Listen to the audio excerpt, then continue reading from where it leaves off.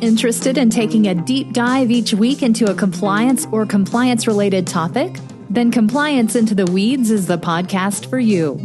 Join Matt Kelly, the coolest guy in compliance, and Tom Fox, the voice of compliance, as they go into the weeds to flesh out a story which you can use to better inform your compliance program. Both you and your compliance program will be the better for listening to this podcast. Compliance Into the Weeds is a production of the Compliance Podcast Network. In this episode, Matt and I take a deep dive into the J&F FCPA enforcement action. It was one of the most bold and audacious bribery and corruption schemes we've seen in many years in FCPA enforcement. I know you'll enjoy this episode.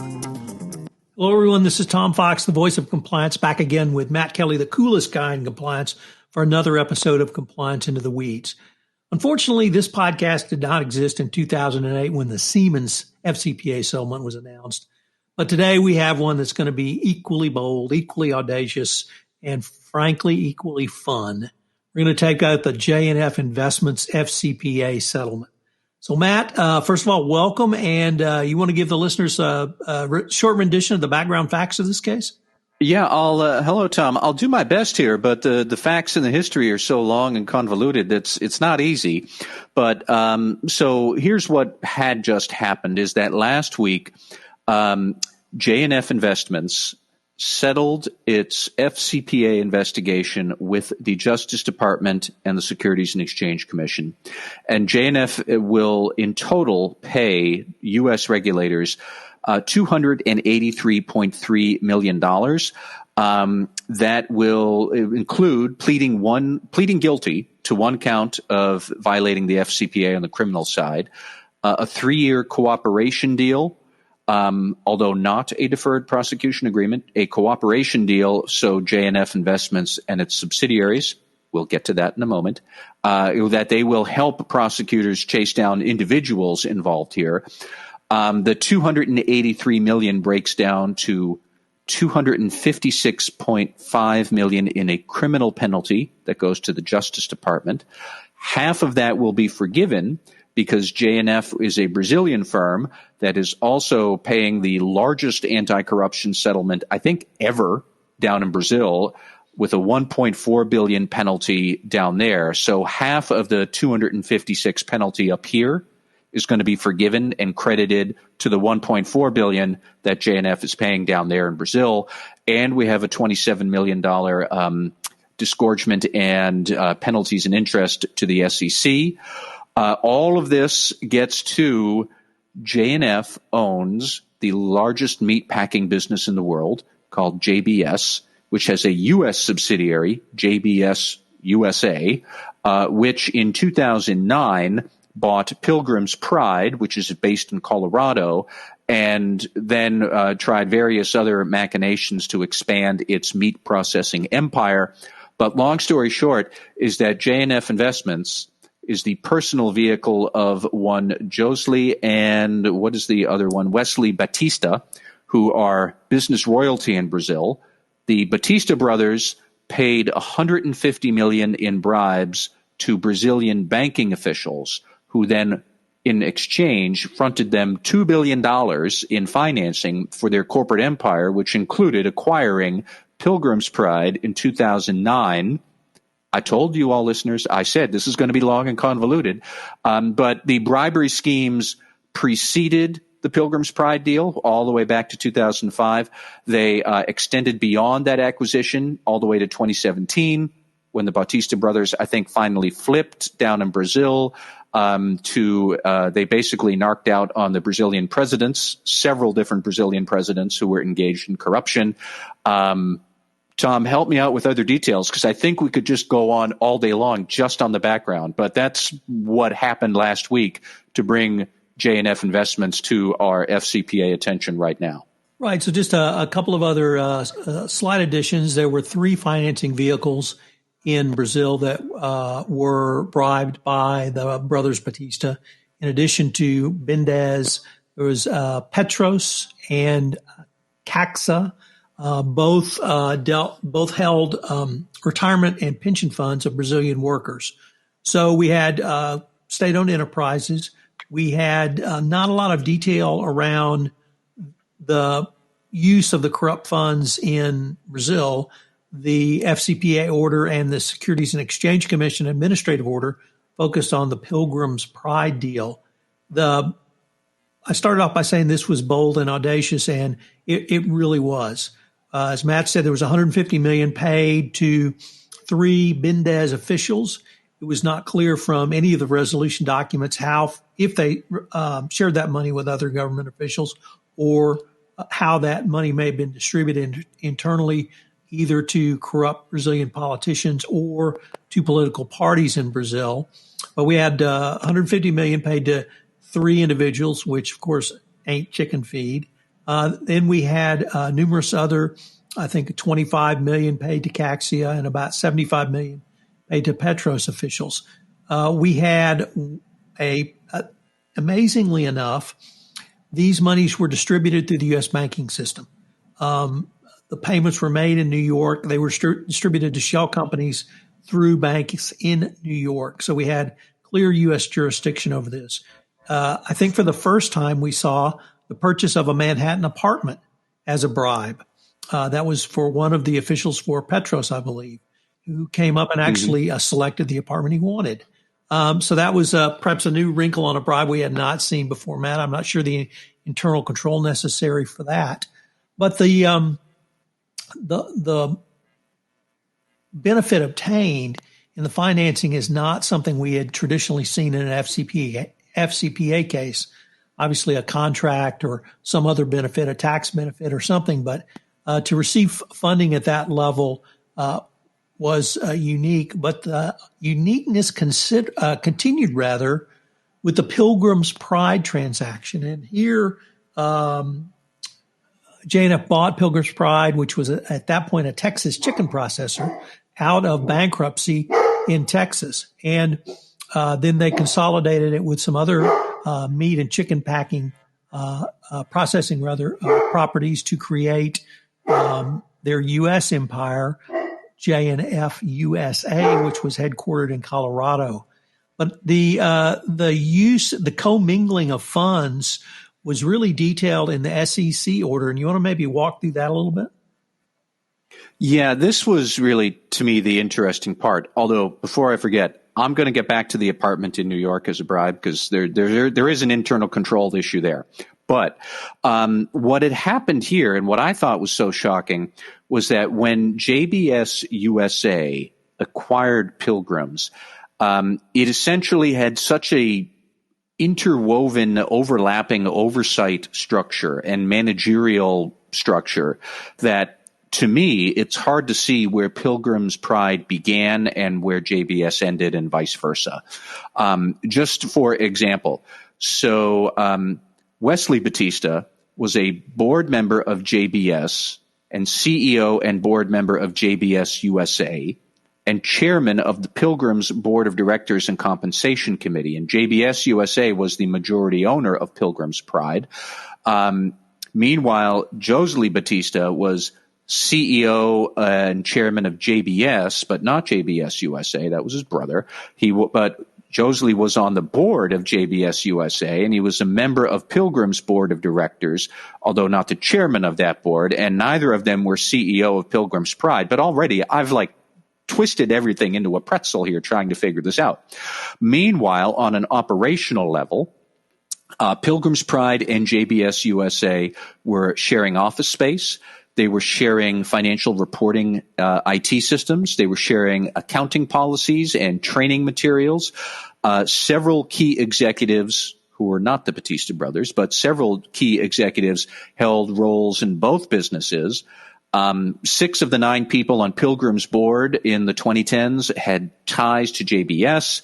And until 2015, and Pilgrim's was bought by JBS in 2009. So for 6 years, until 2015, both businesses even relied on the same code of conduct, which was supplied by JBS. So for all of that, that meant on a practical level that JBS USA had its fingers wrapped all over Pilgrim's Pride's operations and used Pilgrim's Pride revenue and monies and accounting policies to pay for the bribes that JBS was using to do other things, up to and including paying back the bank that they had bribed for the financing to buy Pilgrim's Pride. And the other shocking thing to me, Tom, was that according to the SEC order, at least, throughout all of this, Pilgrim's Pride had no idea that the rest of this was happening under its nose. It being all of the bribery, and I guess that, under its nose, it was because it was happening under the auspices of JBS USA, which was quasi similar to or overlapping with Pilgrim's Pride. But technically speaking, Pilgrim's Pride was, I guess you'd say, the victim here, because the settlement was with, I think, JBS and J&F. It's just like, the SEC had complained that Pilgrims had no internal controls to detect all of this. That was one issue in the SEC order. On the other hand, I'm kind of stuck trying to figure out what kind of internal accounting controls would you have to detect and prevent this pervasive, violating sort of misconduct from your owner. I don't know, but that's what happened here. So typically, Matt, when you have a corrupt entity taking over another company, it's to milk the revenues from that company for ill-gotten gain or fraud, simply to take it. But here we have the anomaly of monies being paid from Pilgrim's Pride and J&F USA to the corrupt bankers in Brazil, or payments for bribes being paid for promises made. So perhaps that satisfies that. But you're absolutely onto something, is on where was the Pilgrim's Pride internal controls. Also, I think you initially pointed out the Pilgrim's Pride had no compliance function, period.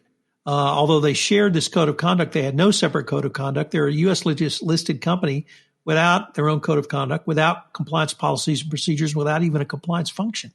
Yeah, we should say, as much as I said earlier, that it kind of feels like Pilgrims is the victim here.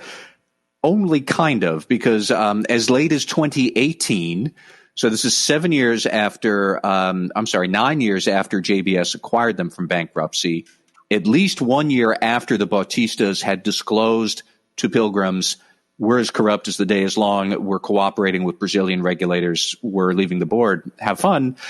Still, it took Pilgrims another year after that to finish implementing a formal anti-bribery program. For a long time, it had no compliance personnel. What were we expecting to happen here if your internal compliance program is so immature? I was going to say neutered, except I don't know that Pilgrims really had any compliance program to be neutered. It didn't have anything for most of the 2010s. So I struggle with what lessons can be learned here for most compliance officers, because as much as we might marvel at this misconduct, the size and audacity of what went on is just like, there's so many "are you kidding me" moments and details into this. But I don't know that there are all that many instances where listeners are going to be bought out of bankruptcy by a giant corrupt conglomerate where they might have to perform due diligence on their new owner. I don't think it comes up that much. So I struggle with what are some of the good lessons to learn here. But Christ, it's a fascinating case. That's a great point, Matt. I could only think of one other close FCPA case, which was a reverse Chinese merger back in 2010, where a corrupt Chinese company bought a U.S. company and immediately engaged, or was determined to have engaged in FCPA violations for which they were not under U.S. jurisdiction before they did the reverse merger. I guess the thing I would maybe fall back on is, because this was so bold, because this is so audacious, could we perhaps draw a lesson that compliance practitioners occasionally need to consider bold and audacious? That's something that you and I would think is really beyond the pale, that either no one would do it, or we've made up a story for a submission of a screenplay to Hollywood. Actually happens in the FCPA world, and perhaps one of the examples where it happened was J&F. I would like to hope, and maybe I'm naive, that the bold and totally shameless bribery schemes are receding as anti-corruption regimes move forward. There's probably many people who just smiled and said, Matt, that's really cute that you think that. But I'd like to hope that this potential is receding. I would say that, if you are involved in a merger where you're a target, should you perhaps devote some thought and attention to the corruption risks of the acquiring company? Yes, you should. On the other hand, most M&A deals aren't where the target where the acquirer picks up the target out of bankruptcy, where your ability to do things might be much more limited. We get into bankruptcy law areas there that I'm out of my depth on. But, even this M&A deal that JBS did with Pilgrim's Pride, it's not like most M&A deals because most don't happen in bankruptcy. The only other point that I did want to circle back to was the detail about J&F purchasing an apartment in New York, where the Brazilian banker flew up to New York to pick out the apartment that he wanted. And then after they bought the apartment, J&F Investments transferred title of that unit to the corrupt banker. Remember, folks, when you think about or when you hear about FinCEN saying that there needs to be more attention paid to luxury real estate deals in certain markets, including New York, and Miami and Los Angeles, and I think a few other cities, I think San Francisco as well, where you have to perform due diligence on where did this apartment come from, where's the title, what is the chain of ownership. Like, that is relatively new. That order from FinCEN, geographic targeting orders, they came about well after this deal in New York with J&F. But that is why we have these things, because other companies do pull these stunts. So if you are involved in your company acquiring a luxury apartment, or somehow a luxury apartment becomes one of the assets that your company is looking at for some deal, yes, you do have to think about where did this come from, because it can be part of the quid pro quo that generates FCPA trouble. I mean, it's weird. Usually it happens for money laundering, not anti-bribery, but that's where these geographic targeting orders come from. So that's one practical detail that you might encounter that J&F gives us a teachable moment. But the rest of it is just like Tom, you said, it's a Hollywood film of FCPA misconduct. You got to wonder whoever thought this would end any way other than the way it did. So maybe one of the potential answers is that if you are approached by a potential buyer, you do have to make some inquiry as to the source of their money. Although I'm not sure you could even have pinned that down. If Mendez is offering $2 billion in financing, that's the Brazilian National Bank. It would be like the Bank of England offering financing, or the U.S. Fed if that occurred. That's probably not an inquiry you would go much beyond. So just a fascinating case. I was wondering if we might, Matt, spend a couple of minutes talking about, because this is one thing I've been thinking about, the brothers Batista. And you noted that they were business royalty in Brazil. In fact, the SEC order, I believe I actually quoted it. They were very well known in the meat industry and associated with the highest levels of Brazilian politicians, including several sitting presidents, ministers, and other Brazilian officials. Do you think, and I've been wondering, were they think they were above the law? Did they think they were the law? Did they just not consider any laws, period? Are we talking about a level of persons that are so sociopathic that it doesn't matter what the law is, they're not going to follow it? My honest answer is I don't know. I was not familiar with the Batista brothers before this came up, but we do have to remember that I believe they're the second generation of the Batista business empire down in Brazil. And maybe we could draw some analogies to a certain business and political family here in the United States, where there are several children of a sitting U.S. president who certainly seem to behave in the same amoral ways. But nonetheless, we also have to remember that when this corruption started in the mid-2000s, the Brazil Clean Companies Act had not been passed. That wasn't until 2015. The real widespread anti-corruption riots that convulsed Brazil in the 2010s, they had not yet happened. Brazil was a much more corrupt country then than it is today. I would offer that Brazil is still not that anti-corrupt of a country. It still has issues, but it had many more issues back then.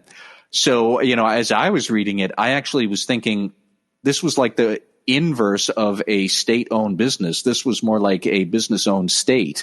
I don't know that the people who travel in the Bautista circles at that time, I don't know that they would have made any distinctions between what's the state, what's the business, what's my private interest, what is my business interests.